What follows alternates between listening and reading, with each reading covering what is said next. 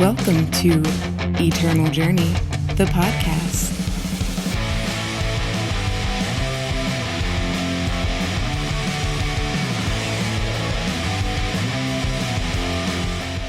Greetings to all my knights and padawans out there. You are listening to EternalJourney, the podcast that talks about all things eternal with a focus on limited play. I'm your host, Jedi, and this week on the show is episode 89, where we are going to be doing our Bastion Rising review. That's right. Eternal and Direwolf Digital came out with a latest expansion introducing cards to the constructed format, and we're going to be talking about them today, helping you out, making you a little bit more informed when you're making the decision on whether to purchase it or not. But first things first, I want to welcome my good friends on the show. First up, our constructed brewmaster, John Holio. How are you doing, buddy? Fantastic. Excited to talk about the new campaign cards. These are always really fun shows. Yeah, for sure. And then to see how right or wrong we were, right? Mm-hmm. All right. And across the airways from him is another great friend of mine, Darth_Herman 2. Alex, how are you, friend? Hey, good, guys. Glad to be here. I'm going to take some knowledge in from you guys here, listen a little bit, and try to get some help with this campaign here. Sweet. Are you looking to pick it up yourself, at the very least for testing? Yeah, I'll pretty much have to pick it up, but I haven't yet. All right. I will. Sweet. Okay, a little bit of quick housekeeping. Twitch.tv/Jedi_EJ, where you can catch us drafting and a little bit constructed and helping anyone that needs it. Just come on stream and ask at Tuesday, Thursday, Saturday, and Sunday every week. Check it out. I did say where, right? Did I give the address at the beginning? Or did I not? I don't remember. Man, I've heard you say that so many times. I know. I was like, I know.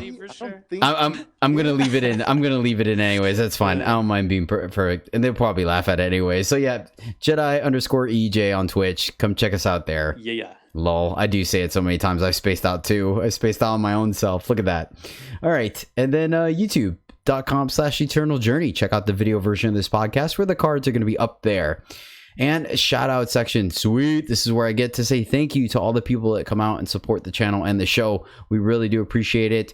We absolutely love it. Darth_Herman 2 and John Holio in game. Definitely friend us. Definitely tell us what you think about the show, how we've helped or how wrong we are. We definitely enjoy hearing back from you guys. So thank you for each and every one of you that do that, as well as subbing to the channel and all that good stuff. Speaking of subbing to the channel, we have a couple of new people joining the Jedi Order, as well as people hitting their 3 and 6 month anniversary. So we have Scarlet Harlot. Thank you so much for the subs. Monkster AZ. Appreciate it. Joining the Jedi Order. Onyx Ghost coming in, and Roush1 with the 6 month, and Lintz_0. Thank you guys, all the latest and veteran members of the Jedi Order, as well as everyone else that keeps subbing. Really do appreciate you guys. You guys really do help us keep the lights on and the hosting fees, etc., etc. So thank you guys so much for the ongoing support. But that's going to do it for our intro stuff. So let's dive into our Pack 1 Pick 1. And I think it is your turn to go first, right, John? Or no? Who goes first this week? Do you guys remember? Another thing I keep zero track of. Sweet. I got to start adding it to the show notes. All right. You know what? I'll do the first part because I haven't done mine first. And I'll let you guys take it after that. So sounds good. Once again, the new Argent Depths, there we go. Jeez, man, I'm gonna leave all this in, whatever. Argent Depths 2.0. So they flipped the script on us. Now we're drafting the draft packs first and the Argent Depths packs 2 and 3. So here we go. Snowfort, 3 Primal Relic. Your units have +1 health. Nope, not looking at that. Token of Destruction, depleted power, gives you fire, time, and shadow. All right, not excited about first pick, but we'll consider it. Master Cartographer is a 2/1 for 2 Primal. Elf Explorer. Summon, draw a card, then discard a card. An okay 2-drop. It lets you kind of get a little bit deeper in your deck, hit your power or pitch your extra power, but not excited to first pick it. Quicksilver Ooze is a 2/2 ooze for 3 time. Pay 3, twist Quicksilver Ooze to play a 2/2 blob. The card is just alright by itself, but the fact that we have Horn of Plenty being weighted makes it so this guy ends up being a 4-2 or 4-1, I'm sorry, with spitting out 2 3-3s, makes it significantly better, but still not exciting. First pick, just serviceable.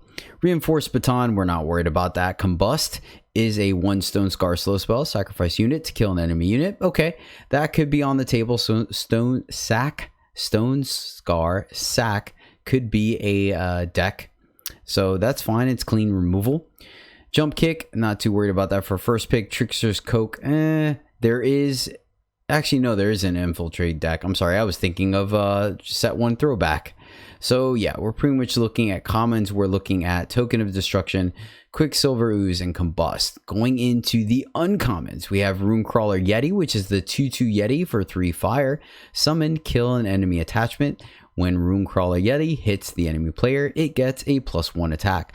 I like this card because there's things like Siege Provisions, Waystone Gate, Bottled Storm, and Horn of Plenty. They're all strong cards in this format and weighted, and Runecrawler Yeti is just a way to get rid of those by not costing you a random slot in your deck, and the unit's not too bad. Not too bad. It's not great, but it's not too bad. And so, Permafrost too. Oh yeah, there you go. Good call. Definitely gets rid of Permafrost. I like it. I like your style, Alex. Seed of Glory, gain Rakano influence, depleted unless you have a sigil in your hand. It's fine, not a first pick. Minotaur Duelist is a 3/2 Gunslinger Minotaur for 5 double justice. Revenge, summon, stun an enemy unit. I personally don't like this card, but I've seen people play it. Then finally, the rare in this pack is Argenport Instigator, the 3/2 Gunslinger for 2 Shadow. When a unit dies, deal 1 damage to its owner. It's better in constructed with more removal than it is in limited, because in limited, you're kind of trading off a little bit more often. I think it's fine. It's still just a 3/2 for 2 for the most part. So my pick here is between Runecrawler Yeti and probably the Ooze, so I don't have to commit to 2 colors right away, and I would probably just go ahead and take the Yeti because I like being in fire and I like the value. All right, Alex, what are you looking at in this pack and why? So for me, it's the Yeti or the Combust. Mostly it's personal bias. I've had pretty good Stone Scar decks, so I'm not afraid or don't mind doing that as a first pick. It's also very splashable, but I think it would be the Runecrawler Yeti. Just attachment removal on a stick. It's an okay body, but just being able to get rid of your pesky opponent's attachments is pretty good. So that would be my first pick. Yeah, I'm glad you made the clarification as well to attachment, because Morningstar is in the format as well, and that thing could be a runaway train for sure. John, what about you? I'm a little lower on the Runecrawler Yeti because Furnace Mage is boosted, and like I don't really I hate the body on this guy. So like at least Furnace Mage to me is like a body, right? So like that to me that doesn't even take up a slot, right? Like this is, you can't count Yeti as a unit for me. Like it doesn't stabilize on 3 at all. So it's a little lower, I think, in my mind in this format. I think you're completely right about the need for attachment removal, but like I said, I just kind of prefer Furnace Mage, I think. So for me, this pack, I actually want that Combust. I don't fault you. Nice. That's my pick. Sweet. I like how all of us were eyeballing that Combust. Nice. I dig it. Sweet. All right. Well, that's our pack 1 pick 1, which leads us into our main topic, where we are going to be breaking down the cards from the latest campaign that was released. Actually, I can't even call it a campaign because there is no campaign to it. It's just the last card package thing. This is Bastion Rising. You can catch it for either 1,000 gems or 25,000 gold in game. And you can upgrade it for all the 23 cards to be premium for 2,000 gems. Now, I do recommend still for you to go to the Direwolf Digital store, the actual website to purchase it there, because the savings that they receive, because they don't have to give a cut to whatever platform you're using, they pass along to you, earning you an extra draft ticket and 500 additional gems if you order it from the website. So I do encourage you guys to do it that way, so they keep sweetening the pot for us. But like I said, it's 23 cards that were injected to the standard platform. So we are going to be going through them and kind of giving you our best impressions of them. Starting off with fire, jumping right into it, is Turn Down. This is a fast spell for 1 and a fire. Deal damage to the enemy player equal to the cost of the spell they are playing. A couple of things about this card is, and I'm going off of standard operating procedures for cards that are similar to this, is that if they do an X spell or an amplify spell, it will take the cost of the spell as a whole. So if they amplify a card 3 times, then it will deal damage equal to the entire cost. Or if they do, once again, some kind of card that takes X, like for example, Flame Blast, then it will do the full damage back to them, not just the number equated to it. All right, John. So obviously this is kind of counterplay to big spells, control decks, kind of playing things like Channel the Tempest, Channel the Tempest and whatnot. What do you think? Yeah, I guess this can definitely be a finisher for just an aggressive fire deck. I think I would expect to find it only in the market. It's unfortunate that it's can't be grabbed with salvo, but if you already have a fire market, I would consider playing this. Like if you're aiming to counter a big spell like that, and you've been dealing damage to your opponent throughout the game with a deck like that, this could be a legit win con. Yeah, I agree with you. I don't think you're really going to see this in the main deck. It's just a little too situational. And when you're going up against other aggro decks, I mean, you're still kind of trading up on power, right? If they hit you with a Seer and you counter it with this, or it doesn't even counter, I'm sorry. No. Yeah, that's the other thing. Thanks. I'm glad I brought that up in conversation. It actually doesn't counter it. The spell will still happen. It is just a way to tack on additional damage, still being power efficient, i.e. they spend, for example, 5 to do a Shinra Speaks or a Harsh Rule. You can ping them for 5. Now the spell will resolve, destroying all your units, but you still get to ping them 5 for 1 power. So there's kind of that. I don't know. Is that kind of good enough? Like, are you happy with that kind of big exchange?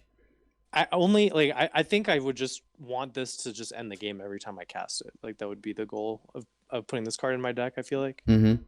And so, like in theory it would resolve, but it never resolves because the opponent is dead.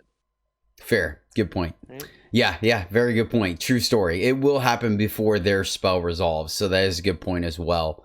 If the Channel of Tempest has like double damage, or they're going to hit you with the interesting thing though, one thing to know is it is once again on the cost of the spell. So if someone is going to, for example, Prodigious Sorcery back there at all cost, or at any cost, to try to dome you 24 to the face, this still will only send 3 back to them. So true. Yeah, it's not good against every control deck. Yeah. Yep. So keep that in mind as well. So yeah, I'm with you. I think I think I will not fault anyone for putting this in the market card, or in the market. Though you bring up a very good point. Right now, most markets are kind of playing on aggressive decks, are playing salvo, kind of being that 2-for-1, that removal plus. Mm-hmm. So it's a little bit awkward, but you could be like me that likes to run Persuader. So I still run Smugglers and Merchants. But yeah, I agree. I think it's very much a market card. All right, next up we have Erica Inferno Wing, which is a 6/5 Valkyrie, which you pointed out, which is I believe, our first mono fire Valkyrie, with the only other fire Valkyrie being the Ikaria the Liberator, correct? As far as I know. Yep. So once again, Erica is a 6-cost double fire, 6/5. She has flying and quick draw, which is pretty good. That means she can tussle with Shadow Ikaria, and she can tussle with gosh darn it, Carve It, and win those combats. at least on offense.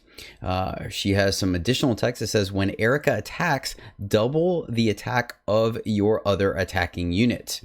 So I have seen this on ladder one time, and it was in a Skycrag deck where they were kind of trying to go off with Mother of Skies to make a bunch of 1/2s. And then, jam. I feel like, I mean, you know what? Now I think about it, it might have actually been Menace, because I think they had also Shadow in there, hopefully hoping to play Champion of Cunning and then kind of going off. But I feel like that's a little too much wistful thinking, in my opinion. But the card, oh man, like it kind of looks good, right? Especially in mono fire, the flying, the quick draw, the 6 attack, the being able to buff the rest of your team. But the 6 cost really kind of pins it for me, because that there's no real go big fire deck, right? At least a successful one. Most of them are splashing or equal parts with the tri-faction or dual faction combo. And in those cases, I feel like there's just better cards to be playing, right? Yeah. I keep reading this card and thinking it says charge. She doesn't even have charge. Like, if she had charge, I think it would be a lot more playable. Yep. We also are, we're already kind of into the new meta, including these cards that we're talking about today. She unfortunately dies to sling, right? Could be a sling card, because of the 6 attack power, but doesn't have even the 6 but to draw the cards. And I think when you're talking about your 6 and 7 drops these days, you want it to have like 7 health, so it doesn't straight up die to sling. Mm-hmm. Yeah, it's really interesting, right? Because seeing mono fire in a big unit, we expect charge, but instead we have flying, which is what looks kind of unique on it because it's not a dragon. But so I like that they're kind of exploring different design space, but yeah, it's in that awkward spot right now, and it definitely wants to go in a go wide deck, right? I don't see this being like you play an Inferno Zealot and then play her and swing. I feel like this is very much some type of go wide deck, because you can even pre-combat do something like a Fire Conjuring or a Rally and then attack, right? Yeah, it'd be sweet if it was like, again, if it had charge, especially in like a go wide deck, you play it on 6 and get in there with a nice buffed attack. Like, that'd be like worth a slot in your deck or in the market, I feel like. But the fact that it has to sit there for a turn before it can do that. Yeah. Now question, would you play it in like Praxis if you could give it, say, using Dara, you can give it Berserk, or just the old school Praxis with the Sight to give it charge? Do you think that would make her playable enough, or you're still kind of digging a little too deep? Like maybe an Expedition, but I don't know that there's enough support for go wide Praxis and Expedition. Okay. Like most of the better go wide Praxis cards that I can think of are in Throne. Yep. And if she has, granted, I know the answer, but I'm gonna ask it anyways. If you are running Obelisk, where she can come down as a 6 or a 7/6, do you think that's enough to make her playable, or is the fact that she could still get hit by Sling not good enough? I think it's just not good enough, pretty much. Okay. Yeah, maybe in a different Expedition format, right? Like with a whole new set and some other kind of support going on. Okay, fair enough.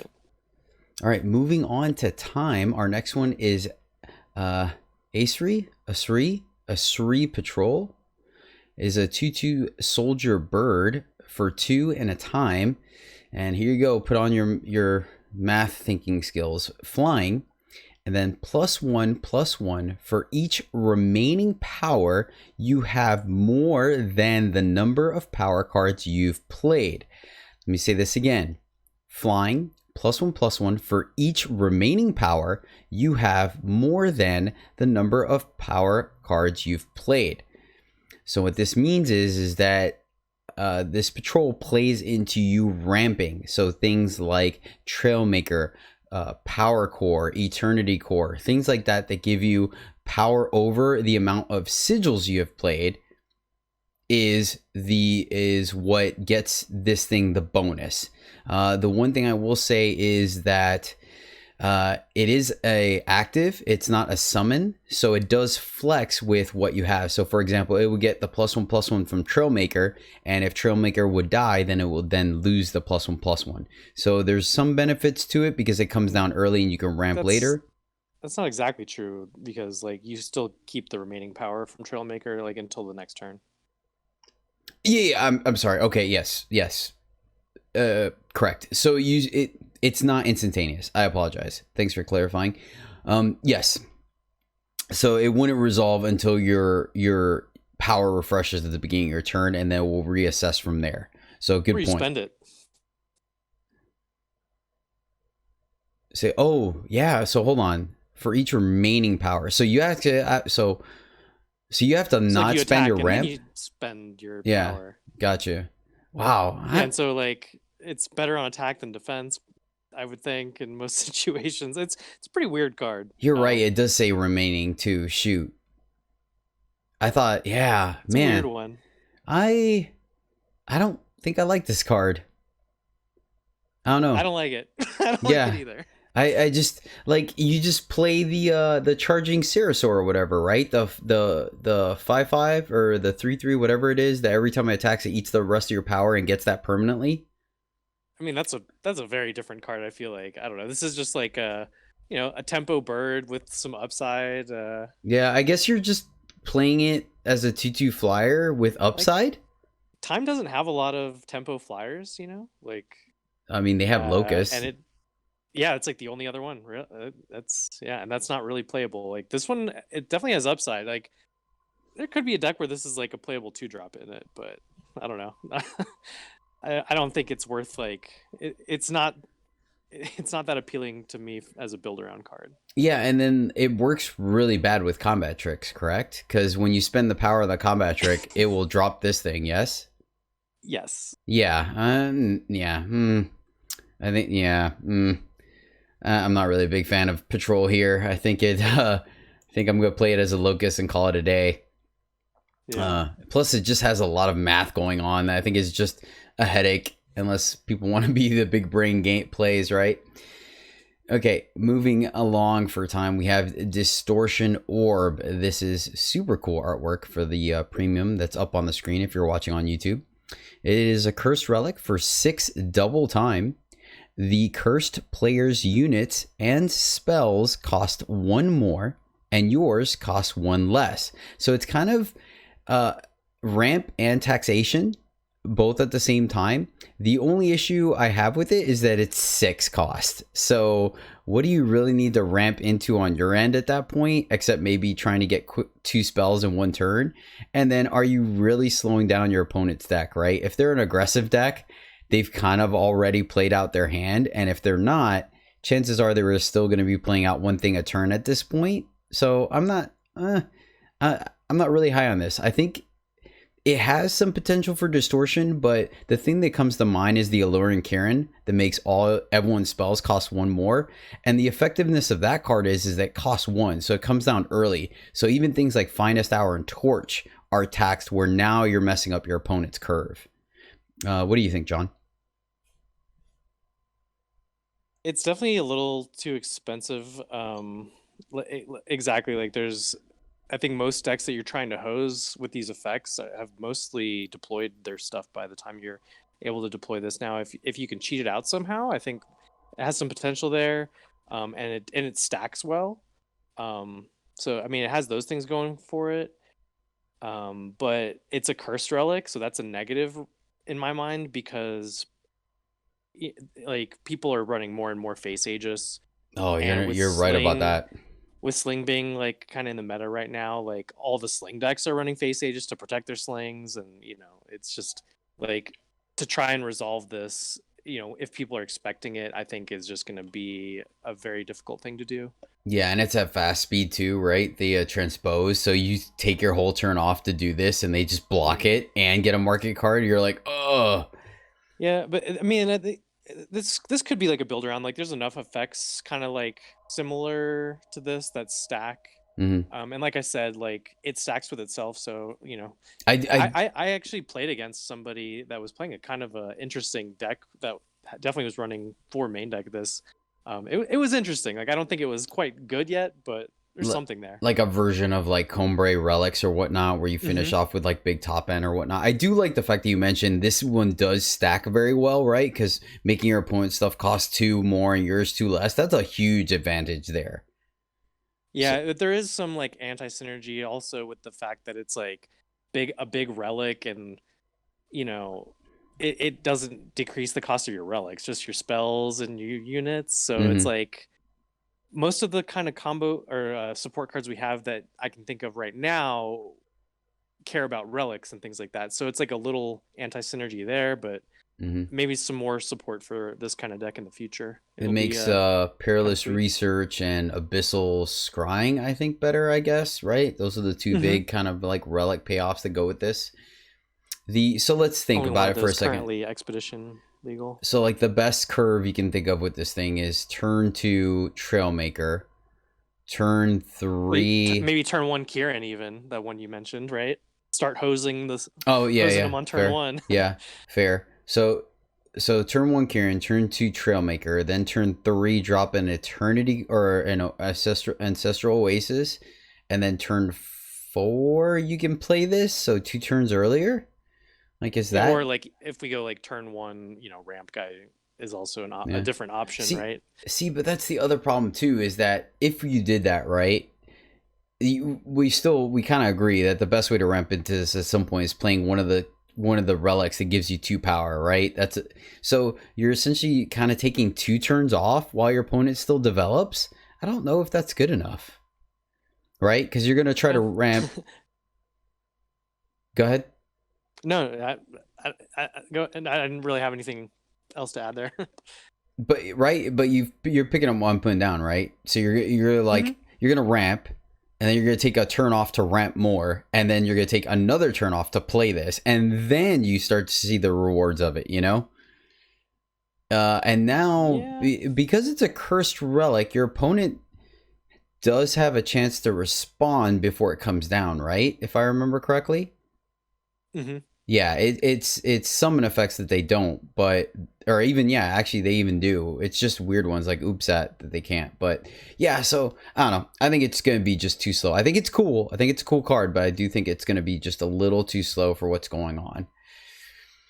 All right, going into Justice, we have Champion's Oath. This is a relic for 3 and a Justice. Your units have Imbue. Like, it seems pretty neat, but I just don't think this card is constructed playable. There's just too much removal rolling around in constructed where you can get 2-for-1s, right? You attack thinking your unit's good, they kill the imbued unit mid-combat, and then they block with your unit being significantly smaller. Imbue works well with stats, but very poorly against battle skills, which is one of the things that we run a lot of in constructed. So I'm not really sure. Where do you think, what kind of a deck wants to play this? I don't even really know. Maybe like a relic combo deck of some kind, like a rats deck or something. I mean, what are you gonna do? Imbue your 1/1s on your 1/1s to make 2/2s? Something like that. Yeah, I mean, I get your overwhelm, like a Perilous Research type deck. When they're like 3/3s with overwhelm with Imbue or whatever. Now, so how does that work? Because they all come into play at the same time, right? So do you get the chance to imbue one into another, or do you kind of have to pick can you only imbue half of them to the other half? You kind of see what I'm saying? I would think it would kind of cascade in, but I honestly couldn't tell you for sure. Yeah, we might have to test that one. I like this card and I want it to be good, right? But I think the flip side to that, the Flame Bathe Reformation is a little bit more on par with Constructed, because you can start chaining battle skills, right? Versus Imbue, you're just kind of chaining stats. So Yeah, Grodov's Burden, like you just kind of mentioned, is it's kind of similar to this in some ways, but so much more powerful. yeah, exactly. And then that's because of the keywords, the battle skills is really where it goes. Because I mean, let's be honest, how many times are you just playing a vanilla unit in Constructed, right?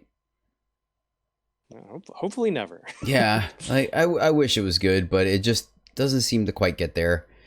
Yeah, and I mean, the fact that it's like a different color than, the obvious thing you might combo with like Danica makes it a little less good there too. Like if it was in Elysian colors, that'd be an obvious, inclusion there, because you could play just other good units like Tuvan, and Tuvan would be nice with Imbue, for example. Like the only thing I can picture this, the other thing that I can picture this being solid on is maybe a Rakano deck, which is awkward too, though, because you're taking almost a turn off to play this, right?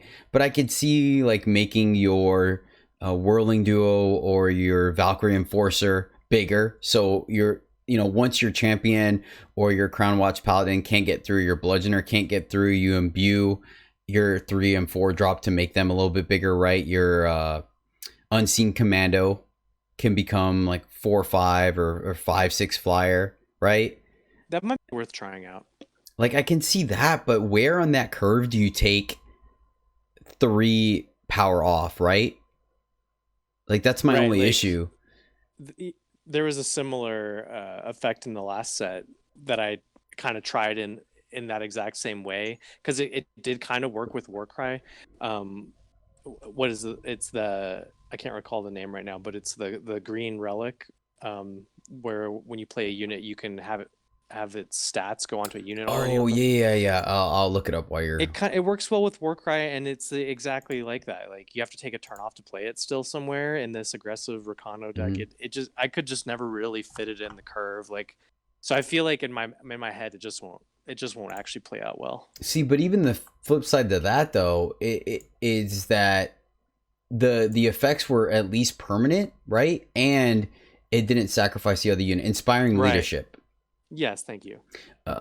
So like I feel like that's like a better use of that kind of effect, because then you don't have to stun out your guys. Yeah, and you don't get the blowout, right, of them having the removal for the imbued guy, the stun dude. Right, and I just found that wasn't quite good enough. So yeah, I mean, like I said, I think it's better when you can upgrade your smaller units to bigger units, but it's just, where do those decks want to take the time off to play it? Like maybe it's a market card, so once you're like, okay, I lost the tempo game, you could slow it down and start imbuing. Maybe, I don't know. Okay, let's move on. So if I can interject right here real quick. Sure. That card seems like it should have come out in the draft set, an imbue draft set. But yes, like that would have been a great build around, completely. Like in the current set 9 or 9.5. But yeah, 100% powerful for draft, maybe. But it's a rare, so it's fine. It would have been rare in draft, so it's fine. Right. I do think it is a little gangster in draft as well, but that's fine. It's a rare. I agree. But we've talked about that plenty of times on campaigns where some of these cards were like, oh, they'd be so great in a draft format. I mean, like this one specifically, like they invented the mechanic imbue. It's like, it seems like it should have been in that set, but they have their reasons, I'm sure. Yep. But c'est la vie. We'll have to deal with it until they put it into a Scion draft, I guess. All right. Let's move on to City Constructor. This is a 3/3 Sentinel for 5 double justice. And it reads flying, and then, hey, imbue again. When you play a relic, play 2 justice sigils from your deck. So initially it sounds pretty cool, right? It's some ramp. Here's the thing though. It costs 5. So you have to play it, and then you have to play a relic in the same turn, which, I mean, I guess if you're doing that, right? If you're playing, what's the cheapest thing you could play? Let's say you're in Combray, you're playing Hourglass, so you could play this and Hourglass, right? With 6 power. Then it ramps you up to 8. So you could play Martyr's Chains or Pit or Greatsword. It does have imbue, and it does have flying, so you can at least imbue one of your ramp cards to give it evasive. So there's some upside, but man, I hate to say it again, guys, but I feel like this card is just too slow. I don't know. John, are you brewing with this agree card? on the surface. No, I think it's too slow for the vast majority of possible applications. I think it's worth trying in like a big Combre deck with the exact top end. You mentioned like chains and stuff. Like, it could at least it has flying, especially with chains. And already imbued. Like, it'll be hard to just remove right off the bat. Worth trying there, but I can't really think of any other place. Now, I will say this though. I hate to classify as a win more card, but if this thing does stay on the field, it can snowball out of hand very quickly, because if you play this, right, and then a turn or two later, you do play the Martyr's Chains or the Pit of Lanaka, right? What's going to happen? It's going to immediately trigger this, play 2 Justice Sigils, and you're going to get to kill 2 things, or play 4 worms. It's a way to play that Martyr's Chains like basically a turn early, because normally you have to wait to play it to a turn where you can activate it, right? Like normally you have to wait a whole nother turn. This lets you play it the turn you have the power. So like that's a pretty good upside there. Yeah, so I'm wondering if maybe it's a market card. Maybe, right? And there is something I will say this as well, is that you do have to play a decent amount of Justice Sigils, because it does play 2 of them. And I feel like when some people kind of skimp on that and forget, they can easily dry out their Justice symbols, especially if they drawn 1 or 2 a little early. But yeah, it's something you notice like the first or second time, right? Like you play a deck like that. I've done it. I'm sure we all have. Yeah, with Enter the Monastery right now, and you're playing Tradition Control, you're like, sweet, I'll play 2 more land. Oh, I can't find any. Sad face. Or just Hojan or any of those kind of type of cards. Yeah, Hojan with Akaria, yeah, for sure. So you gotta really twist my arm to put sigils in my decks these days. Yep. So I don't know. What do you think? Do you think this thing is okay in the market, or it's still too slow even there? I think I in my mind I think it's more of a main deck card, in that if you're gonna try it in a deck like that, I don't know. We'll see. I mean, the good news is that in the 5-drop slot, I guess it kind of, you either Shinra Speaks or you play this, right? If your opponent's not aggressive, you play this. If your opponent is, you Shinra Speaks, right? I guess. No, not really. The problem is that, like, yeah, a turn. So obviously turn 6 is if you're playing 1 power a turn, but I feel like the deck that wants to play this guy is going to have ramps. So you're going to be able to land them early. But I mean, how many 1-cost relics do you have that matter, right? That's where you get your value off them, where you can play them, imbue them very quickly, immediately get 2 sigils out of your deck. So if your opponent does kill them, you still kind of got your value, right? That'd be ideal. I'm having trouble thinking of that. So like, what about like Stormhalt Knife? Oh yeah, there you go. Okay, I could see that. Like for free. Yeah, that'd be sweet. Master Brewer John. You play. It's like the only cheap Justice relic I could think of. Play this guy. Play the Stormhalt Knife. Then when it breaks, you drop your Great Sword, since it ramped you into it. Right. And unfortunately, they come in depleted. Yeah. So can't really use them that turn. Well, so. oh, I'm sorry. Yeah, I mean, after I know you weren't saying that, but I'm just it's emphasizing that. It also works, with cards like Hojan I just mentioned, and old Martial Iron Thorn. Yeah. Like, which also go, those kind of cards you typically also find in a Chains deck. So I feel I'll try it. I feel like they should have given this guy the Spelunker treatment, where maybe if you wanted to pay 3 or 2 or whatever, you put a gavel on your opponent, right? So it kind of gives him a way to activate himself. So if you draw him late, you can at least get 2 more sigils. Or is that too much? Do you think that's too broken? Calm down, Jedi. Jeez. Game designer Jedi.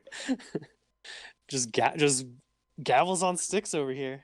All right. Reanimator decks confirmed. My bad. Okay. Well, they have the one guy from the last campaign, the 1/2 already gives you a citywide ban. So what would this one? What's another green relic we could give him? Oh, taxation. No, there's one that gives him taxation as well.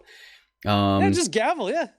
Gavel Constructor, sure. Siege provisions, right? It's a city constructor, so it could make siege provisions. So there you go. You pay 3, it slaps the siege provisions on yourself, right? I think that sounds kind of backwards, actually, from a flavor standpoint. Anyway. All right, fine. All right, I did my best. That's it. Back to the drawing Nice board. try. All right, moving into Primal, we have Metallic Razorbeak is a 1/1 Grenadin bird for 2 Primal, has Flying and Berserk, and then Entomb, give one of your units Flying and Berserk. John, actually, Alex, let's start off with you, man. So I know you like Mono Fire, but you've dabbled in a little bit of Skycrag.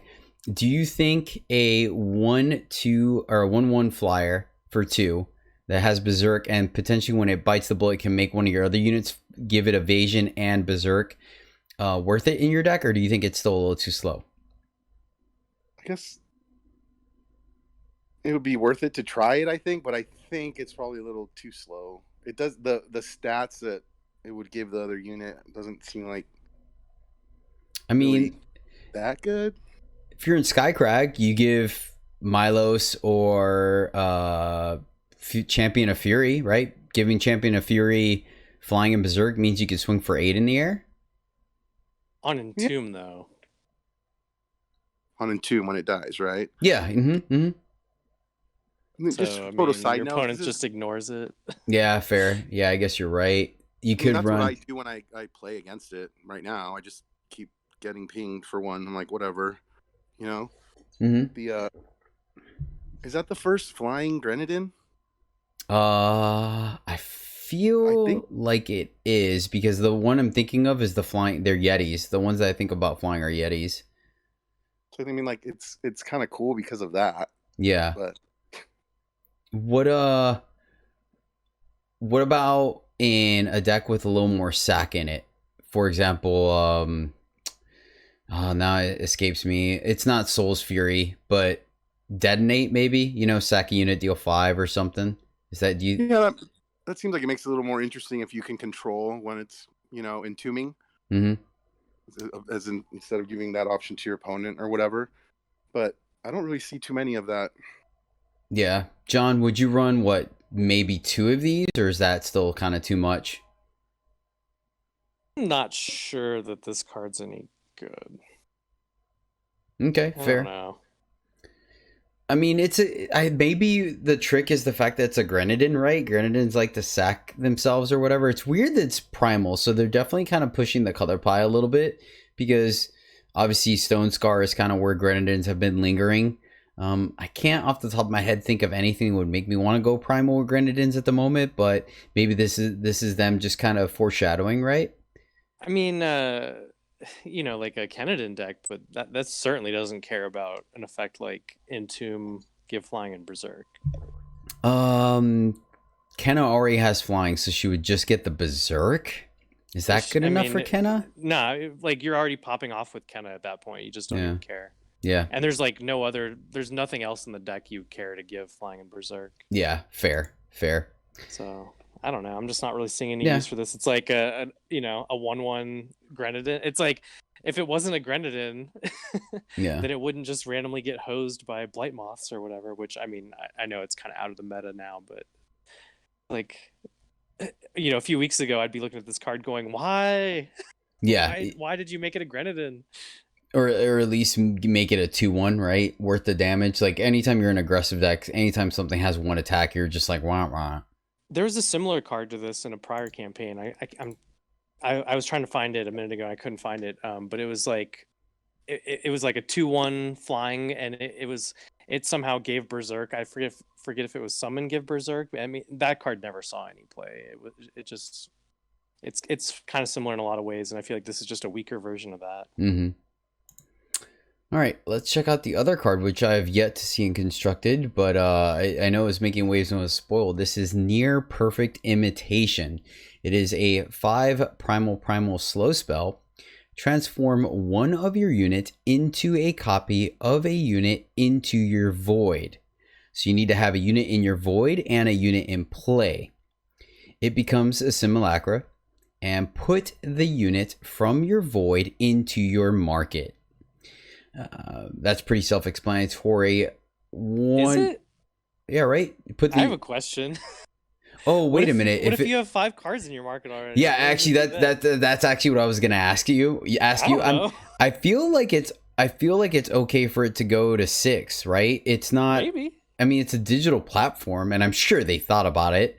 And we've gone. I mean, you can have a market drop down in numbers when they steal cards from your market. So I'm assuming. I mean, you normally can't manipulate that because it's always a 1-for-1 swap. But I think you just go up to 6 cards in your market. Hopefully.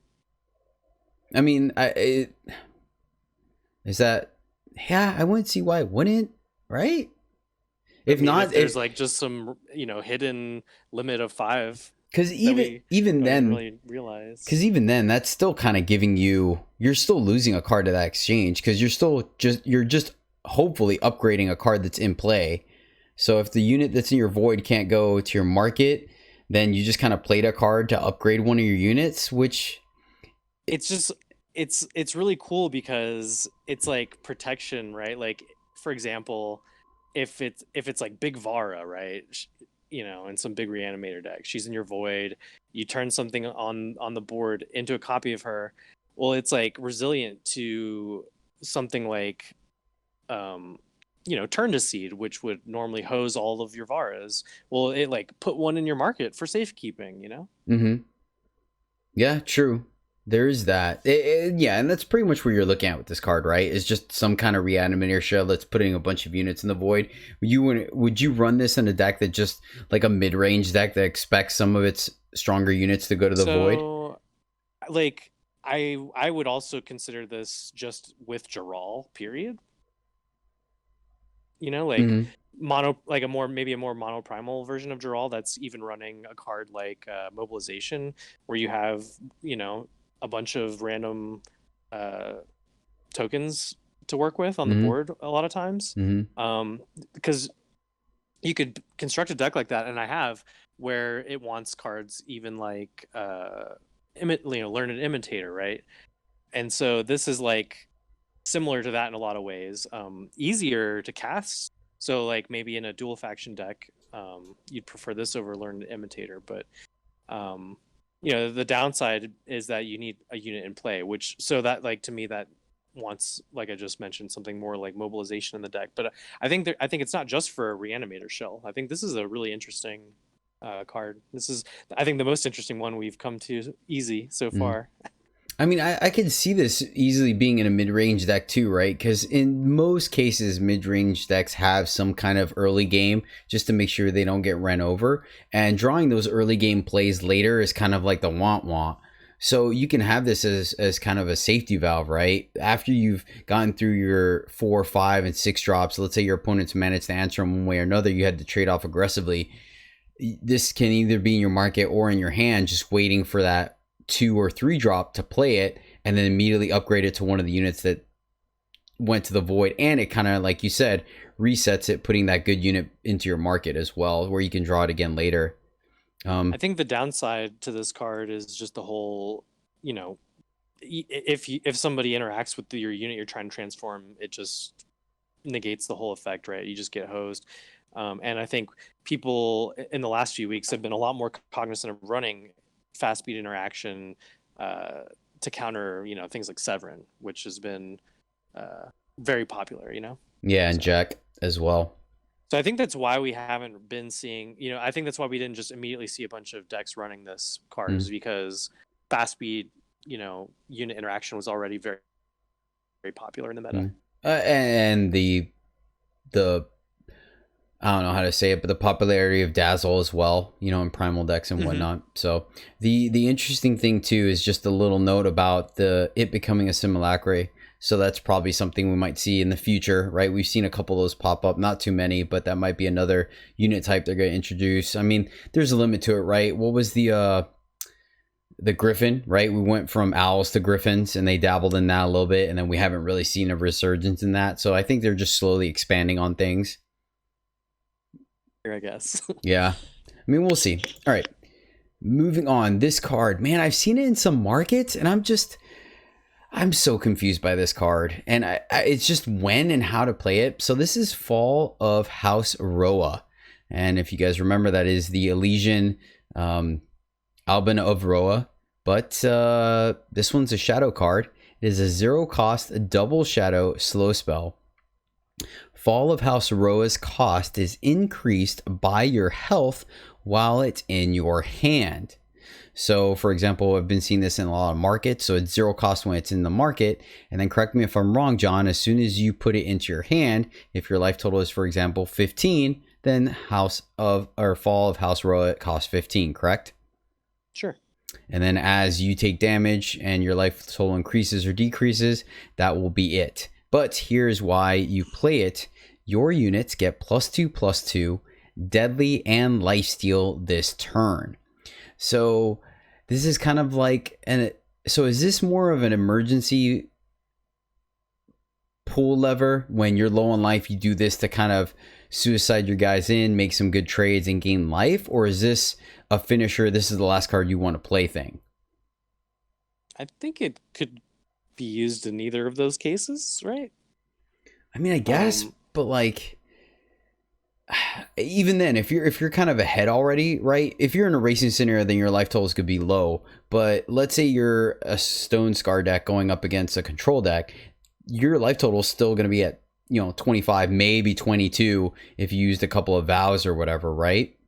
So I'm not really sure. Like, I'm having a hard time because of the cost thing, trying to figure out where this plays into it.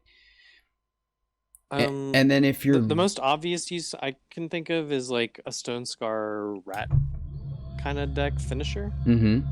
Like if you're just not, if you didn't draw your shrines or it got destroyed or something, and you already have a wide board and you've been taking some hits, or you just have a lot of power,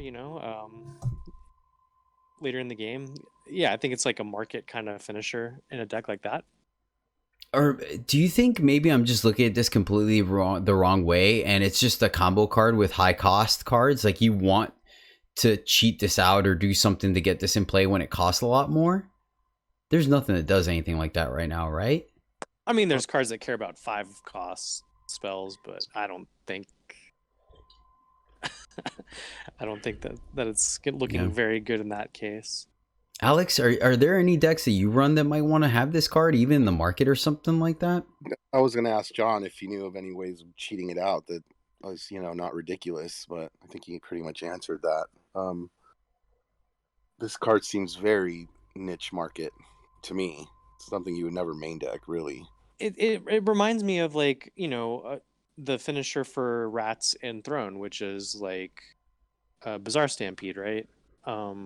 So I just think of it like in that slot. We don't have Bizarre Stampede and Expedition, and I've seen a lot of people playing, Stone Scar Rats. Like, it's a pretty well supported archetype. So, yeah, the only problem about the Stampede though is that it doesn't, like, it gives you more, like, the cost doesn't change, right? That's the thing. Yes, the plus value, plus X value changes based on how many relics you have, but you know how much it costs and you know what it's going to do, right? Versus this card, it could change in a moment's notice, and there might be times where you need it, but your life total isn't accommodating to it. Because I mean, you're also run ways to manipulate that as well, right? Like, maybe you're running 4 junkyards main deck or something, or a Reactor Forge, right? Like, I think the Rats deck runs Reactor Forge already, so your life total is probably pretty low regardless of anything your opponent's doing. Okay, well then let me leave you with this. What is the most you're willing to pay for Fall of House Roa? Oh, I mean, however much mana I have, if it's going to win me the game, like, just pull it out of the market and play it. Okay, all right, cool. I would expect it to cost, somewhere in the 6 to 8 range. Something like that. I mean, yeah, it doesn't really matter as long as it just wins you the game. You just play it. Maybe you just what's that life swap? Indigenous Rejuvenation or whatever. I forgot the name of it. Rejuvenation. Yeah, where you just you beat your opponent down to like 4 or 5, then you switch life totals and you play that fall to like kill him again. Yeah, that sounds amazing. Lol. Cheeky. Okay, next up we have Zumuk, right? Zumuk Shaman, like Zumacan. Yeah, that makes sense. Yep, Zumuk Shaman is a 5/5 Shaman for 5 Shadow. Looks super ninja-esque. When an enemy unit gets a minus attack, your units get +2 attack. So it is permanent.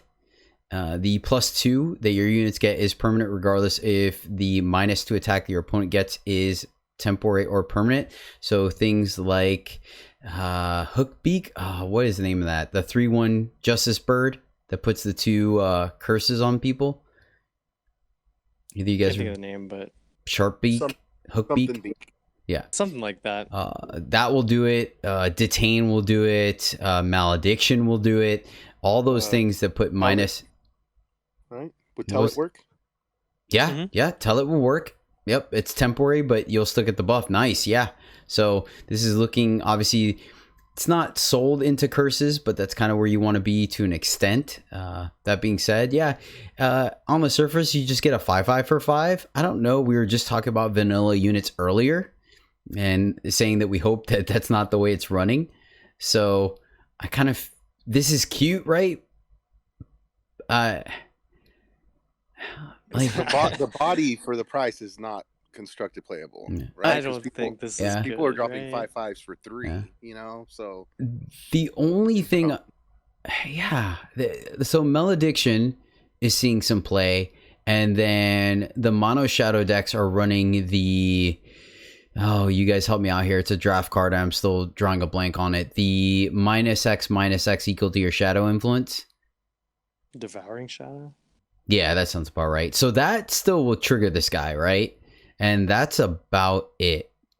So I don't know. Is that good enough? People were playing Blightmoth. Yeah. Oh yeah. Blightmoth would work. Yeah. Good point. But, there you go. I mean, I think if you just want to make a Wither tribal deck, I guess you play this guy, but I don't think you do if you're just trying to win games. You're trying to win. Mm-hmm. You're just trying to have some fun. Zumic Shaman. Yeah, fair, right? It's just, once again, much like what Alex said, 5/5 for 5, and that's it. There's just so, I mean, for that same cost, you're playing Carve It, right? You're playing a 6/6 flyer that gives you influence, which matters in a Surge format. Yeah. Yeah, so, all right. It's a shame. Interesting. I like what they're doing, but yeah. Okay, that's it for our single faction cards. So now we're going to go into our dual faction cards. And this one is a card that a couple of us over here on Team EternalJourney have been brewing with. I've had a little bit of fun with it because you guys know I love playing my Martyr's Chains. There'll probably be a video going up on YouTube soon about it. And this is Okessa Malaga. Malaga? I'm just going to stick with Malaga. Is a 4/4 Explorer for 5 Praxis, so fire time. When a relic goes to your void, create and draw a treasure trove. So this includes you sacking an ancestral oasis for the Windvoke, or destroying a weapon by killing an opponent's unit with like hook sword or something like that, right? You play it, you break it, you will get the treasure trove off of that as well. Or if obviously you play something and your opponent breaks it, then you still get the treasure trove there. Her additional text says, once per turn, you may exhaust 2 of your other units to play a relic from your hand. Once per turn, you may exhaust 2 of your other units to play a relic from your hand. So this ignores the cost. It is a relic, so you could play a relic or a relic weapon and a relic curse. All these are curse relic, I'm sorry. And there is no exhaust effect on her. So essentially you can ramp out something like a Martyr's Chains or Pit of Lanaka or Name Taker or The Last Word or Temporal Distortion or Azendel's Gift on turn 5 or sooner if you ramped into her. So you play a ramp on 1, a ramp on 2, play her, and then you can exhaust those 2 units that are already in play to trigger that ability. Of course, like you said, you can only do it once per turn though. I don't know. The issue is with Okessa is as soon as you see her, you know the jig is up, right? There's no ifs, ands, or buts about it. She's a very linear card. So chances are you know what's going to happen. And in most cases with a card like this, you have to really design your deck to have a little bit of resilience, because they're going to kill her to make sure you don't get to do what you want to do. 4/4 for 5. There's no response window, so surely you just play her and do the thing like every time. Yeah, correct. Yeah, as long as you have it in your hand, yeah. But I mean, you would never just run her out as a 4/4 for 5, right? I guess it. Yeah. It just. I guess it. Desperate measure sometimes, but yeah, not generally. Mm-hmm. So I don't know. So she's done some things. She's broken. I've definitely seen her. I think she's stronger in Throne, obviously, than Expedition, but I have seen some people succeed with her in Expedition running Hook Sword and Name Taker, ramping those out early and starting to get rid of cards. But I really think my favorite thing with her is just pulling out the Martyr's Chains and then immediately paying a power to kill something and kind of stabilizing. And then both herself and the units that helped her ramp out that Martyr's Chains all get buffed by chains. She's cute and she's fun and she wins the games, but I don't know if she's gonna be tier 1. John? I agree. I mean, that effect is so powerful, but it just requires setup upon setup, right? You have to have the board, you have to have the relic that you want to play in your hand. I think you can construct your deck to hit that a reasonable amount of time and have some success. But yeah, like tier 1, I'm not sure. I'm not sure we have like all the tools to have a deck with that kind of consistency. Yeah. At this time, but I think she's pretty powerful. That effect is extremely powerful. Like just the way Eternal works, where you literally, like, even if you have fast removal, your opponent can play her and activate her, and you don't get a response. Like, that's very powerful. Mm-hmm. Yeah, and I can see two ways to build her. Right, the way I've played around with right now is ramping both turns to try to get her out as quickly as possible underneath your opponent's defenses to play her.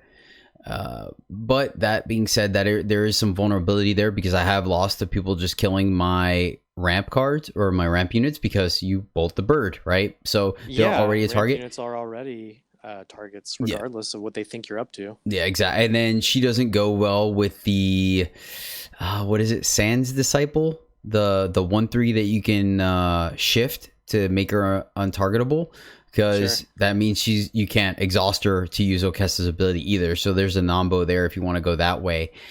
The other way that I was thinking is you could play things like Grenadin Drone and even Humbug Nest at fast speed to give you more than one unit off of one card to kind of facilitate Okessa being a little bit easier to play the next turn or ramp out, right? So there's that, but it is a volatile combo. But man, if she sticks around, like, it could definitely do some damage for sure. And then, like I said, the first line of text with the relic weapons is really good too, because you're kind of already getting value off of your weapon. Then you get additional value by drawing a card. So she's got some potential for sure. But all unit based combos have, dies to removal, so be cognizant of that. Next up, we have Glaive of the Chosen, which has some sick artwork, especially in premium. It's like an awesome dragon lance with light shining on it. +1/+1 weapon for 3 Rakano. And it says Endurance and Surge, Glaive of the Chosen, and units in your market get +1 attack. So of note, it's not Surge in your hand, so it does have to be in play, but it does get the +1, as well as any units in your market, which in most market cases I believe might be 1 unit, if that. Right now I'm not seeing too many in Justice markets, but I guess you could probably see a couple in Fire markets. John, what do you think? It's interesting. Like, it works really good with like Milos in the market. The 3-cost market is like a thing Rakano likes already. So like that's a good finisher. I mean, you can, if you land this early and get a lot of surges, which Rakano is like the best deck at surging as well. You can like have a Milos in your market that can basically one-shot someone from out of nowhere. It also just works with any flying unit, things like that. So I don't know. I think it's playable. Like, I think it's interesting.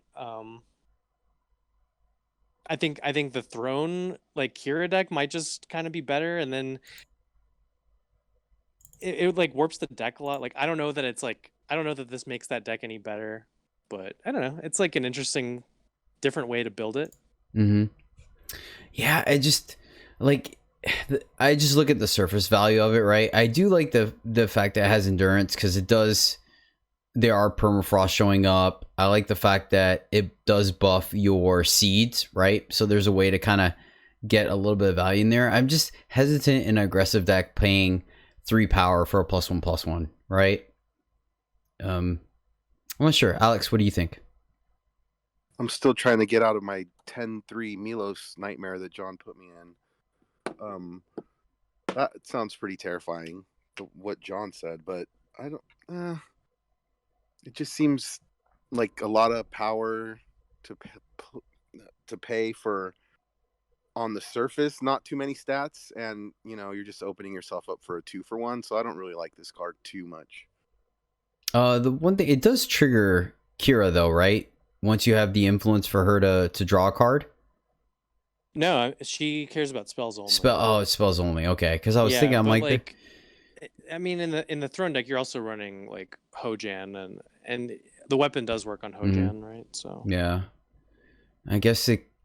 I mean, you can live the dream, right? Iron Thorn and Symbols. Just go ham. Like 4 triggers in a turn. Oh. And then you still have to get into your market after that and stuff. I mean, it's a cheeky little card. But I don't know that it's great. Just run Godan, Galia, and Eclipse Dragon and Milos in your market. Like I thought, I would have thought to play something like this in the market of a Rakano deck, right? Because it's like a way to give endurance and maybe break a permafrost and make a dead unit on board like good again. But it's like wants you not to play it in your market. So I wish it also said weapons, which is a very Rakano thing, right? Because then you could put something like then it would make Deep Forge Plate, Persuader. Then it'd be good. Elder's Feather, right? Elder's Feather would be busted. So I think that little adjustment would have made it extremely more viable. I agree. You see, oh my gosh, Master Blade. Yeah, good one, Alex. I like that. Then it would kind of make, the juice worth the squeeze, but it is what it is. I am not a card designer. All right, here we go. Public Enemy number 1. This card was on everybody's radar once it was spoiled, and it is all over both sides of the ladder, both Expedition and Throne, to the point where our current team captain, Cal Shadowstep, feels like Expedition is either A, Sling decks, B, Sling deck or decks that are trying to beat Sling that think they're good but they're bad, and then aggressive mono fire decks that go underneath Sling. Whether that's accurate, I don't know. You tell me from your experiences. But Sling of the Chi is a relic for 3 Skycrag. Enemies can't transform your cards, which is quite relevant. When you play a unit with 6 attack or more, it deals 6 damage to the enemy unit. Notice it is the unit dealing the damage, not the sling. So if your unit has Overwhelm or Deadly, that comes into play too, and double damage. And Lifesteal. Yep, and Lifesteal, thank you. Yep, so Lifesteal, Overwhelm, double damage, all that stuff comes into play. At the end of your turn, if you have a unit with 6 health or more, draw a card. So it's at the end of your turn, so you could play a unit and draw a card that turn.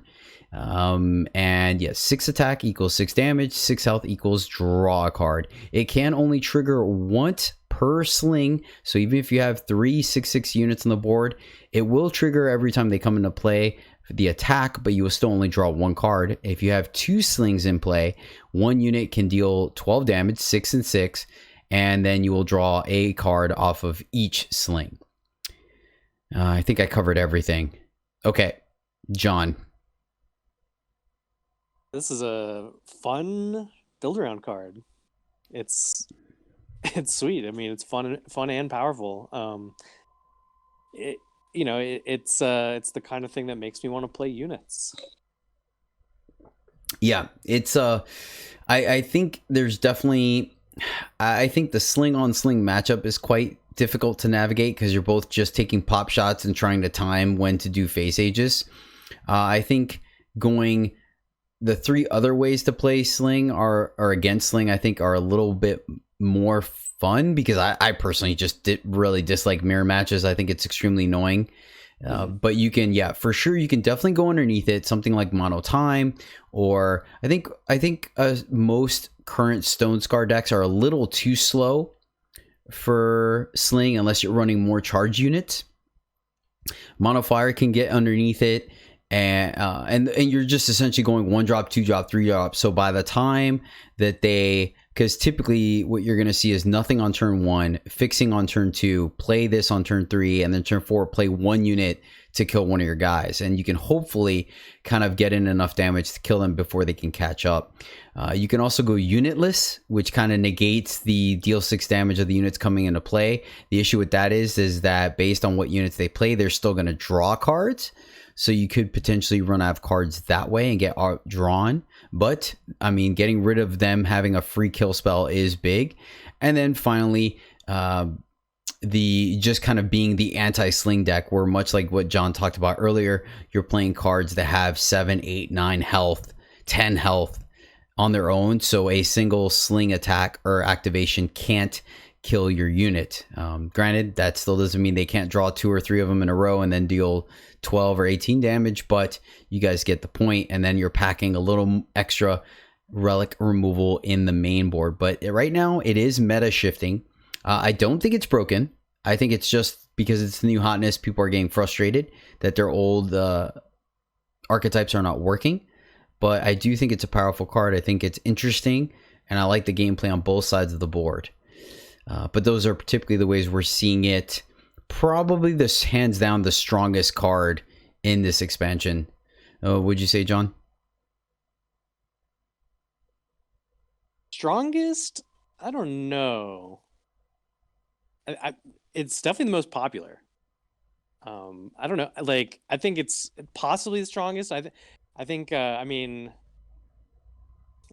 that's like such a word up to interpretation, right? Like maybe send an agent, maybe know thy enemy.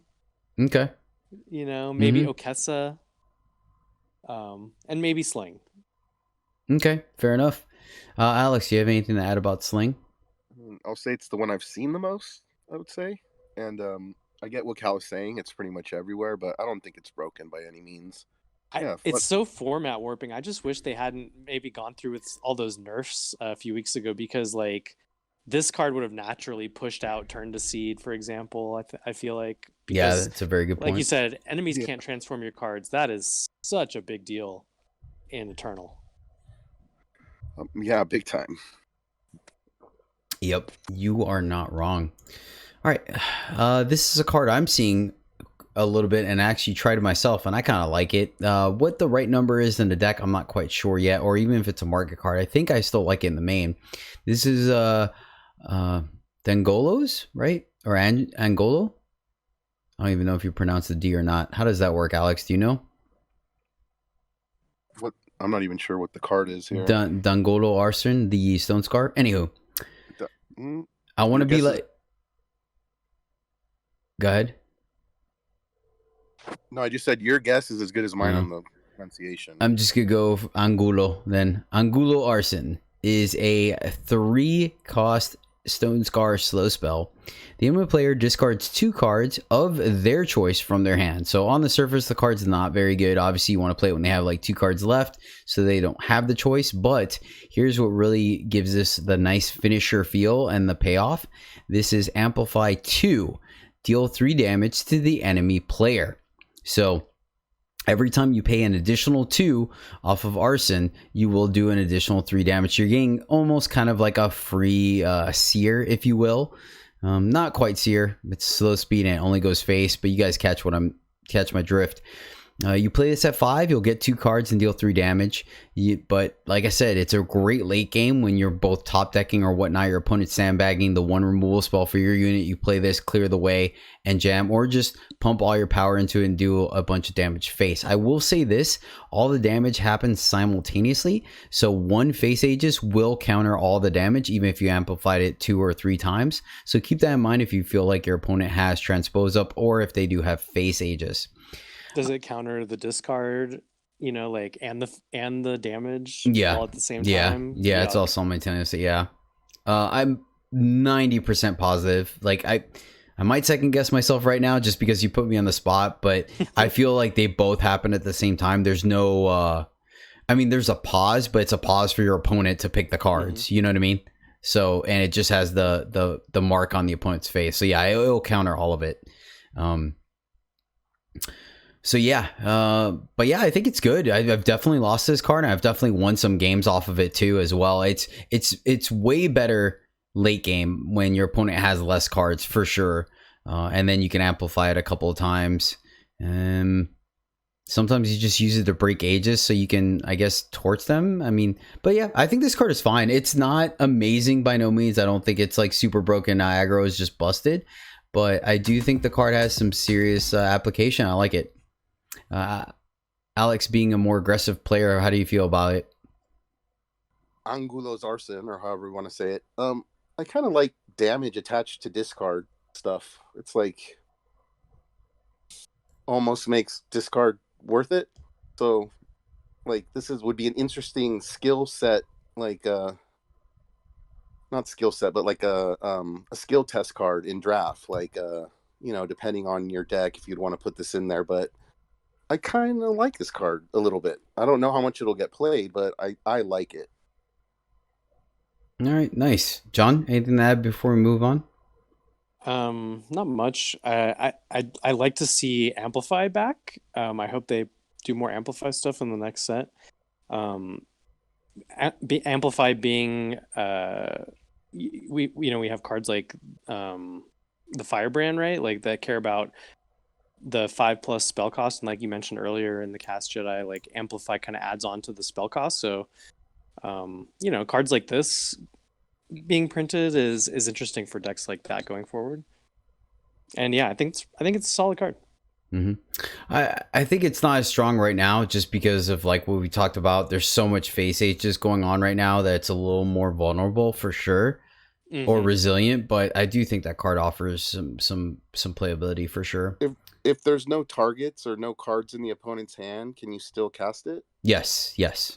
Okay. Yeah, you'll still do the damage for sure. You like use it, as a bad finisher, kind of, Yeah, most definitely. All right, moving on to Combray, we have Brody, Bastion's Hope. This is a 0/3 Minotaur soldier wielding a railgun for 1 Combray. Your units can attack even if their attack is 0 or less. So this includes the minus effects from Devouring Shadow or Blight Moth, etc., etc. When Brody attacks, each of your units deals damage equal to its health this turn. And it's got a super cool animation where the attack will light up with like a faint blue number, signifying how much it's going to deal damage for based on its health. So essentially you're paying, you can kind of play this on turn 1 if you have undepleted Combray, right? So you're getting a 1-cost 3/3. That's not bad. This is 100% a build around. I find very few decks that I can think off the top of my head that would have enough units that have higher health and attack that would want to run Brody just, for extra value. I think there's some legs here, but it's very much a build around. And I think the hardest part is going to be finding the cards that you would run and are fine even without Brody, right? Because that's the one mistake you can make that we've seen with like Shard of the Spire, where people go all in on like, yeah, this is great, I'll play the 07 for 3 and then it's going to be a 7/7 for 3. It's amazing. Remember, A, it's a vanilla unit, and 2, that unit's garbage without the Spire. So Brody's kind of the same thing, except at least Brody's the unit on its own. But you can think of things like Tavrod or actually both versions of Tower Rods that are 5/7, so they're fine on their own, but they attack as a 7/7 with Brody in play. That's kind of good. And similar things like that. Obviously the Sentinel, right? The 1/5 that we're playing in limited. I don't know why I'm drawing a blank on all the names of these cards right now, but it's not great. Like, you still don't want to play a 1/5, but at least you get a Warcry and Endurance, and then with Brody it's a 5/5. So it's a build around. Like, I think the card is good as a build around. I think it's fun. I think it's going to win games. I don't fault anyone for playing it, but you definitely don't just want to jam a bunch of X6s and X7s in your deck hoping that you're going to have Brody in play every time. The 04 for 1. I don't think... Yeah. Oh, sorry. No, go ahead. I don't think Brody's a build around card exactly. Like, like look at that, like, a deck you mentioned, like a Shard Aspire deck. Like, when that's a competitive deck, Brody will be great in that deck. But like, I don't think he's what that deck needs to be good, right? Like, I think he's just a solid Combre card. I think he's like this campaign's slow addition to like Minotaur tribal support. But yeah, no, I don't think you try and build around Brody. Like, it's like you said, you're just gonna end up with way too many bad cards in your deck. But he's a 3/3 for 1. So yeah, and the good thing is he might even be a removable magnet because your opponent thinks you're building around him, so they just take him out. And you're like, joke's on you. So, Alex, I think he's very interesting as a 3/3 for 1. Well, so like what John is saying there is like, is it almost good enough to just not build around it, just to put it in your deck as it affecting just itself? A 3/3 for 1. Yeah, I mean, we play the Combre, the 3/3 for 2, right? I forgot what it's called. Yeah, he doesn't negatively affect any cards like that, like 3/3s for 3 or 3/3s for 2 in Combre, Intrepid Longhorns and whatnot. This would be a fun card to try to make a deck that works. I don't think it will. I think where this card gets a little bit of value is I forgot the name of it now. The legendary that gives you the 0/3 and its attack is based on your armor, and then it gains life and gives you more armor to make it more attack. Right? You could play that as like Cassava. There you go. So that's a thing, and you get her off of the Bastion of Hope. No, the Bastion of Hope is the cards right in front of me. The wall at the defend the wall. Oh my gosh, the Mono Justice site. Where is my head today? I can't remember a single card. Battle at the Gates? Is that what it is? You know what I'm talking about? The site? No, that's a totally different card. I think it is Bastion something. I know Brody Bastion's Hope, but I think that card is Bastion something. I'll look it up in a second. All right. I'll look it up in a second. Let's move on real quick. Fertile Soil. Funny you were just talking about Seed. Is a slow spell for 4 Elysian. Play 3/02 Little Seeds. When you transform 1 or more cards while Fertile Soil is in your hand, reduce its cost by 1. I mean, this is just cutesy transform deck, right, John? I think so. Like, it could have been good a few weeks ago, when people were playing Turn to Seed in a bunch of decks, but no one's really playing that card, even in 4-cost markets anymore, really. Like, Turn to Seed got basically deleted from the meta when they upped the cost and printed this Sling of the Chi card. So yeah, like, I think you just have to lean in on the transform, stuff. And maybe have some kind of go wide support to want to play a card like this, because you're not gonna like just end up with a bunch of seeds randomly from your opponents and then play Gardener, and have this be good in that deck anymore. That's like the only thing that makes this even considerable, because when do you want to pay 4 for 3/02s? But it is on 4, so you play 3/03 seeds, then you play Gardener the next turn, so then they're already at 3, but they're still not going to pop the very next turn either, so that's not that good. So it's like, I don't know. I think that card's just straight up cute, and that's about it. And it was Gates of Hope is the site I'm talking about, or thinking about. Okay. That's what it Yeah. is. All right, so this is another card we're seeing a lot in Constructed, and man, is it... Oh, man, it's good. I like this card. Send an Agent is a fast spell for 2 Xenon. Kill an enemy unit or relic with 1 faction or less. So of note, the big thing here is the fact that it does kill factionless units like Prism Golem, and not that we see them anymore, Bavaret, as well as Wasteland Broker are the biggest cards that we're seeing, right? Is there another colorless unit missing? I don't think so, right? No, I don't think so. Yeah. You just said Prism Golem? Yeah, Prism Golem, Varet, and the Wasteland Broker. Varet's not really seeing any play. It's really just Wasteland Broker. Yeah. And Golem. Yeah, I just wanted to throw it out there, give another But target. But that being said, it still does the Annihilate thing as well, which is 1 faction or less. So I think that's what does it. It hits more targets than Annihilate with literally practice the same thing, just requires relics too. Oh yeah, that's right. Thank you. Yeah, it hits relics, which 1 faction relics is definitely a thing for sure. It hits the ramp spells. It conveniently avoids sling, but it hits a lot of other things. So keep that in mind when you're playing curses and whatnot. Yeah, I think this card is good. Like, there's not much to go in depth about it. It's just good removal, fast speed, cheap, interacts a lot. Real good. Yeah. You hate to see a card like Annihilate just have something basically be strictly better come out in a campaign. Because this, if you're playing Xenon, you basically have to play this card, or your deck's just not going to be as good as another Xenon deck. Yep. And Corendon or Vision is popular right now as well, so that's playing it. Xenon is still good. I just noticed it's like an alternate angle of the art on that card we looked at earlier, Zumik Shaman. That's kind of cool. Oh, is it? It's like a different angle of the same picture. Oh yeah, almost just about. It's like, it literally it is. It's exactly the same. Oh, you're right. He is holding a diamond. It's just not hitting the glare. Oh wow, that's super cool. Nice call. Good call. I wonder the connection. That's interesting. Yeah. Now we got to figure out who she is. That's super neat. Good call, John. Nice. Yep. All right. Let's move on because that one's all right. This is a card that. What's up?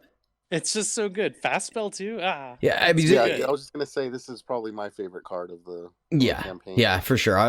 Me having Xenon decks, I jam this thing like right away. I've played definitely more Send and Agent than I have Sling, which I probably should play Sling just in case they nerf it. At least I get to have a little bit of fun with it. But like I said, I just despise Mirrors on Ladder. Okay, next up we have the 6/6 Soldier Marcos Stormholt. Is a 7-cost double Huru, and it reads: when one of your units attacks, play a +2/+2 weapon on Marcos. When an enemy unit attacks, draw a card. I want this card to be cool, and it combos really well with Palace, because you play the Palace on 6 and you play this guy on 7, and he has Aegis. If you don't have a way to protect him, I feel like he's not enough bang for your buck. Yeah, he doesn't have Overwhelm, so you can make him a 6, an 8/8, 10/10, 12/12, but he could still be chump blocked.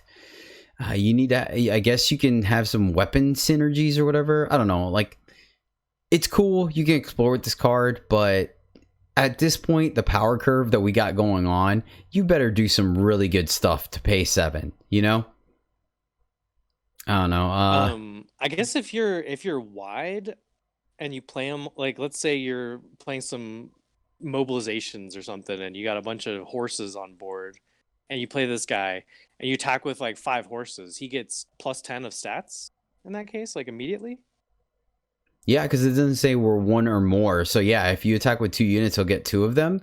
So do you run him in like an honor deck with Yushkov, and then you just fling him with Yushkov, make him huge, and then pay 3 to see it, right? Yeah, just play Yushkov. Maybe do something cheeky with this guy, but I don't think he's just good. Yeah, I mean, once again, he combos well with Palace to an extent because you give him Aegis and you can give him Berserk. But so I guess you could give him flying, right? In Huru, you can give him flying more than one way. So there's that. But gosh, the fact that he doesn't have Overwhelm, and the when an enemy attacks, draw a card seems kind of good, but in most cases, if they're going to attack into him, they'll probably have a way to remove him before they attack. The only way it kind of plays off is if they have a flyer, so they're just going to fly over you. So I'm not sure. Like, I don't think he's a bad card, but I think right now he's just outclassed, right? Yeah, mostly. Like I said, I think that he's definitely a build around card for me. Maybe there's a Marcos deck. I don't know.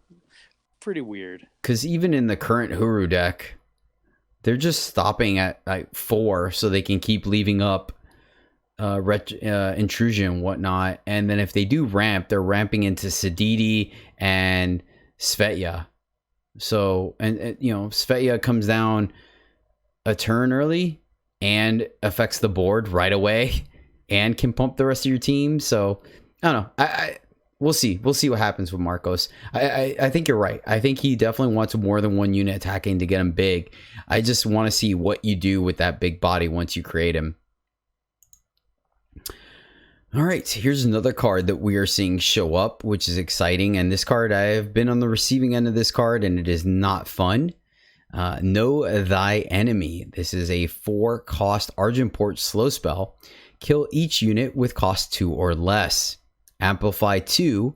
Play a unit with 5 cost or less from the top 5 cards of your deck.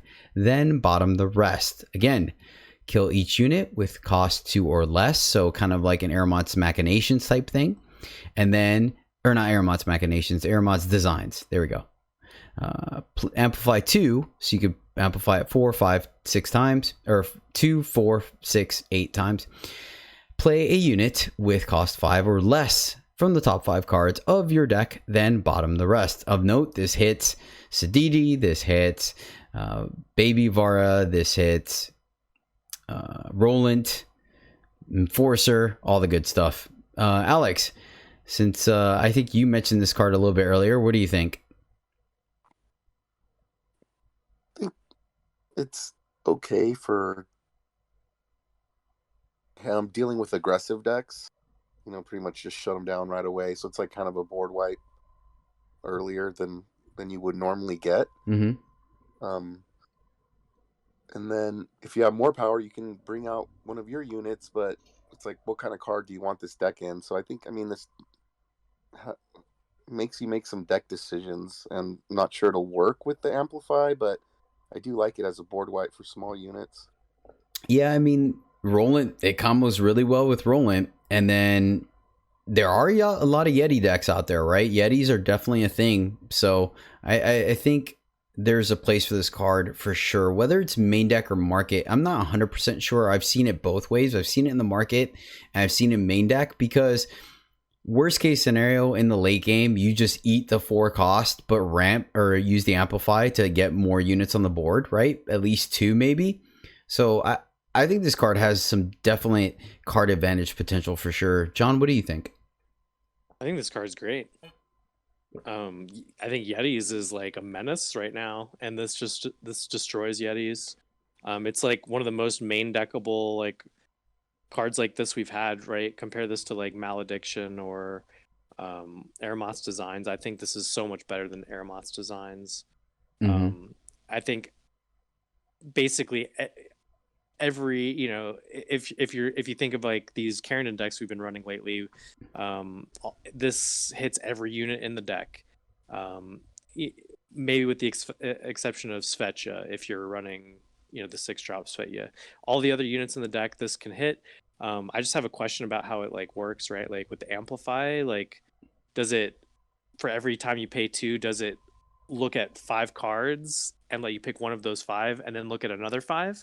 Or does it let you pick multiple units from that first 5 cards? I believe it is the first explanation. You'll look at 5 different cards every time you amplify. That makes the most sense. So that's what I would think, right?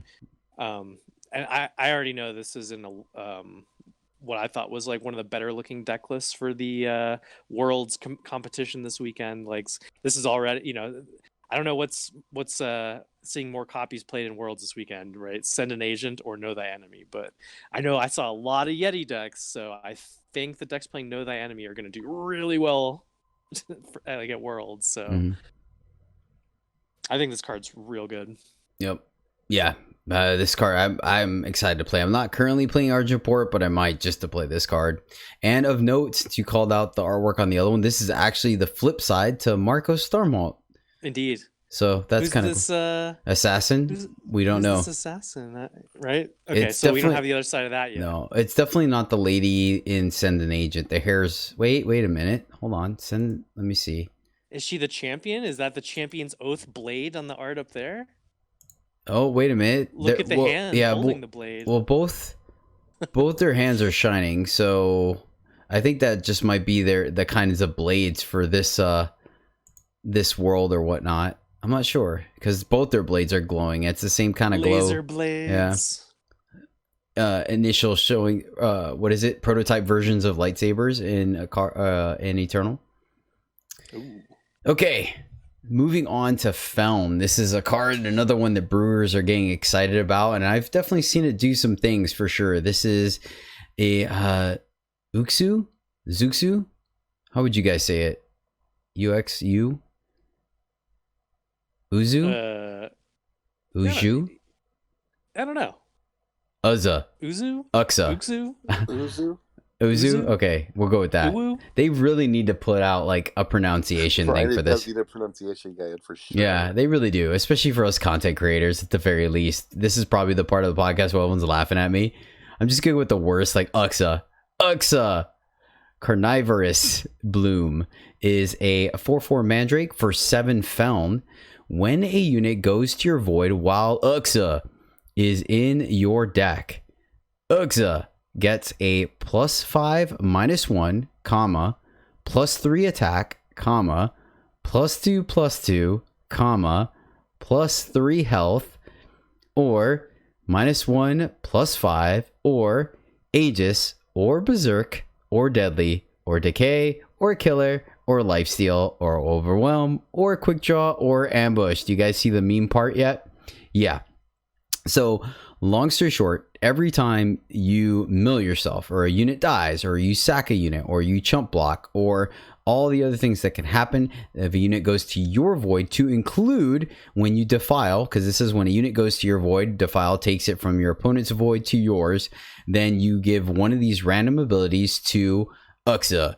And then when you draw it and play it, it just goes berserk. Well, I mean, I guess literally, because it can get berserk, but you guys mean what I know.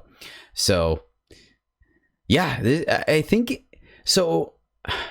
I say it's meme because it's random, right? And the randomness kind of means that you're memeing a little bit, but this card is just fine in a normal deck as well. If you get 2 or 3 of these triggers on its way to the top, you're doing pretty well for yourself. And it's in Felm, so you have things like Champion of Cunning to give it additional buffs. I've seen this card kind of go off with little to no work, and I've seen this card be a dud. So I think it's feasible. It's in Felm, you're kind of competing with a lot of cards, right? Once again, Champion of Cunning, Carvet, Severin, Icaria. There's Aramont, the 3/5 Shadow Aramont. You have a lot going on in that deck. But I think this is fine. I think this card is going to see some play, and it's going to win some games and sometimes do nothing. But I think this card is good. I think it's bad. Do you? Okay. You just don't like the randomness of it? I hate it. Yeah. I tried to play it, and every time I drew it after doing some getting some units dead and whatever, like it was always just bad for me. I mean, that's why I don't want my 7 drops to have a chance to be bad. Fair. I mean, what I'm trying to think of what combination would make it bad. It was like only stats, and then they just killed it. Oh, got you. Yeah, true. Yeah. It can hit the stats things like any number of times. Oh, like fair. Yeah. When just how Eternal works, you can't get like Aegis twice, right? Like it'll only, like if it randomly rolls any of those battle skills, it'll only get those that one time, and it'll reduce the chance of a second duplicate roll. But it has like the stats, it can just roll the stats like every time. You can just get +3 attack every time and come out with like a 15/4 that just dies to eject for 7. Well, then, so what you need to do is, what's that one promo card? The one cost tutor up a card, but you can't play it for 4 turns or whatnot. You know what I'm talking about? No, yeah, know when to hold them. There you go. You put this in your hand. You see how many different battle skills. Oh no, it's in your deck. Never mind. It doesn't work. Yeah, Never it mind. only works while it's in your deck. Never mind. That's Disregard. the other downside. Yeah. Like anyone you draw is just a dead card. Yeah. Yeah, I mean, like, I hate this card. I think it's bad. I'm personally not gonna play this card because I know what my luck is with randomness. But I mean, like I said, I've playing Xenon, I've done the choice to get it out of their hand, right? The Vara's choice, and I've seen it like be kind of scary, where it's, you know, Lifesteal Killer 7/7 and stuff. I'm like, oh my gosh, but or 9/9 rather, whatever. You but can just play a 7-drop that has guaranteed good things going on, though. Yeah, fair. So let's move on. This next one is 100% meme, and it really is based around the fact that the theory or belief that as long as you draw more cards than your opponent, you will eventually figure out a way to win the game. This is Beacon of Reach, which the premium artwork is super sick. This is a 3-cost relic with 1 of every faction. So Fire, Time, Justice, Primal, Shadow, 1 of each. Summon, create and draw a random card. Random, completely random. When you play the latest card created by Beacon of Reach, create and draw a new random card. So you can play more than 1 card in a turn, and you'll still get a new card as long as you are playing the last card you created. So it's meme, right? It takes a while to set this up. You need to have a couple of board wipes, some rule, and make sure you don't die. You need to figure out a way to get 5 colors. I believe the cards it gives you still requires influence, correct? Or no? I haven't played with this card yet. They definitely do. Okay, so there's some like it's so random. Yeah, oh yeah, for sure. I've seen, it's 100% random. This card is 100% fun. It could win games. I've definitely lost to it. Especially if you can't kill them quick enough and they get the ball rolling, they just start playing 3 or 4 cards a turn. Some way or another, they're going to figure it out because they're drawing so many cards, even if it is random. And sometimes they just high roll and get some legit cards. Alex, have you been able to play up against Beacon of Reach yet on ladder at all? I have not come across this card at all. And it seems way too meme-ish, like you said, like totally random on the cards. I mean, I don't like this card. If it got rid of the influence on the cards, I think it'd be a lot better. But like as it stands like this, it basically requires that you run a ton of plunder in your deck, so that you can, turn these unplayable cards into power that you can play, so that you can get a new possibly playable card. So like if you can't do that, you just get stuck with the random card. Like even if you put in your market, you'll never get a card off of the beacon again. I think it's borderline on just bad. It's definitely meme tier though. No, that's all it is. This card's not good or bad. It's just meme. Like you check off a achievement when you do it. And that's a good point. A lot of people are playing heavy plunder with it so they can turn those cards into power, and it still counts as playing them. The plunder cards that we have right now just aren't good enough to like support this as a winning strategy, I think.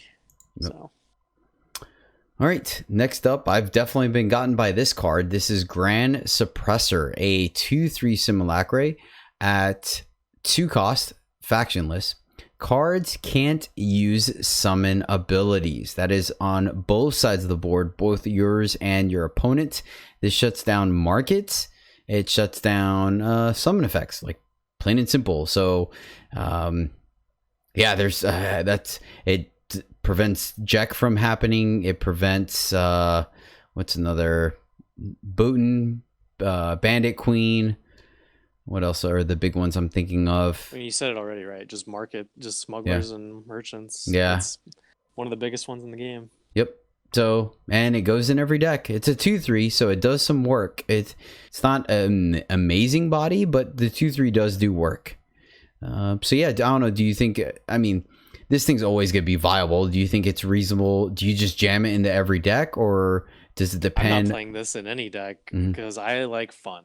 Okay. Yeah, I was gonna say this is the fun police right If you here. just hate fun and you don't want anyone having fun, and you just want to slow the game down and just be a curmudgeon or something, yeah, I guess you play this card. Because like, what deck doesn't have summon abilities being a big part of their deck? You know, It's just I don't know. Unitless, control only. I mean, that being said, though, it's not an oppressive card either, right? I believe, especially now with Send an Agent and just Yetis, Torch, No, that's why I'm not Seer. playing decks myself, because yeah. I don't think it's good. I think it's just annoying. Yeah. There's plenty of ways to get it off the board as well. So it's kind of one of those things where, and going up against control, it doesn't do that much either, because they just kind of wait. They're like, okay, let me just wait till I get my board wipe and then do whatever shenanigans I need to do. So, they're holding on to their Dianas and things like that. So I think it does do some work, but it's definitely not like, oh my God, that's it, we did it. So, yep, Grand Suppressor. I think it's fine. But you guys are right. You guys nailed on the head. It's the fun police for sure. All right, last card here is Pump Works Monstrosity. I'll be honest with you, they spoiled this card first, and then I completely forgot about it because I have never seen it anywhere. Pump Works Monstrosity is a 0/0 beast for 5 factionless. Pump Works Monstrosity has +1/+1 for every 10 cards in your deck. Entomb, shuffle your void into your deck. So let's see. 5. You have a 75 card deck. You draw 7. You draw 5 more, maybe 6. So that's what this thing comes down as a 5 cost 6/6. Hard pass. Yeah, meh, whatever. This is just feeding the factionless people. Which, I mean, there is a factionless deck out there. Whether it's good or not, I don't know. But yeah, no, this card, there's absolutely no, like, I mean, would you run it if you wanted to shuffle your void into your deck? No, right? Because it's more or less your opponent's going to decide when to do that. I mean, you're playing some 150 card pile. Why do you care about shuffling your pile?